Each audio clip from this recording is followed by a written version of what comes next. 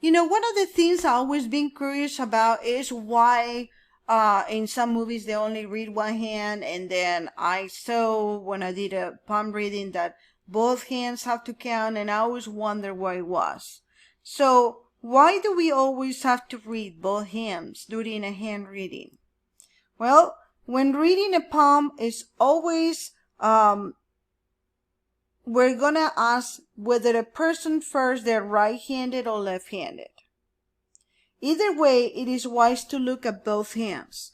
Although we concentrate on reading the dominant hand will be the hand that you use the most to write mostly. Each hand offers valuable information, but with a slightly different view. So the dominant hand changes far more than the recessive hand. The dominant hand is the one used for writing and from complex manual tasks. It is also usually the strongest hand. Because the dominant hand changes as we change, it offers the most up-to-date information. It is the hand of the now and of the future as of now. The well-developed mounts on this hand have the most influence on the personality.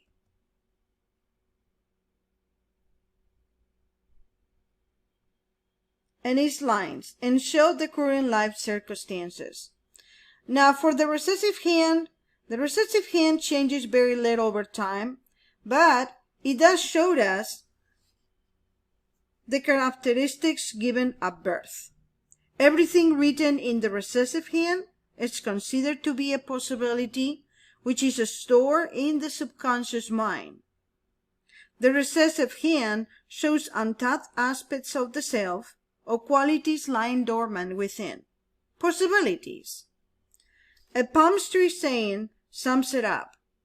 The recessive hand shows the qualities given at birth, while the dominant hand shows what's to become of them.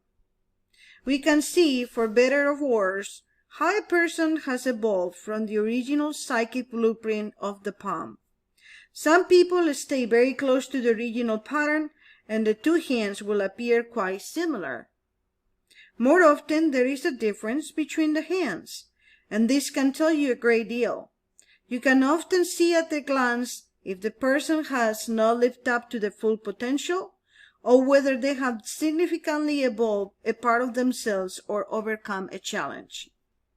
The differences can appear anywhere. In the development of the mouse, as you can see here on this picture, the left-hand side, or what it will be the right-hand side of the person, in this case is presented on the left hand, has a very high Jupiter mount on both hands. However, you can see that in the present, this person has not evolved as much as it could be its possibility. The differences can appear anywhere, like we said, in the mounts, in the clarity of the lines, or in basic modifiers that we will learn later on different modules. Any of these differences can have a strong impact on the personality. Occasionally you can meet someone that it is ambidextrous. That means a person that has learned how to use both hands for writing or doing essential tasks.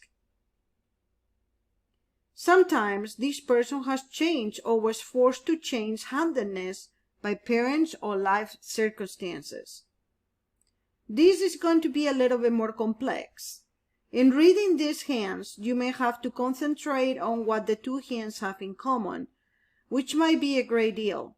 You will still have so much to tell to these people, although you will have to ask more questions. Asking questions not only is a good habit to acquire, but as reading as a hand palmistry or reader, you should be thoughtful and thought of a partnership between you and the person whose hand you're reading.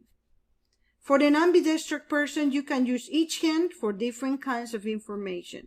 For example, you can ask which hand the person uses for writing, and that will be the hand used to interpret the headline.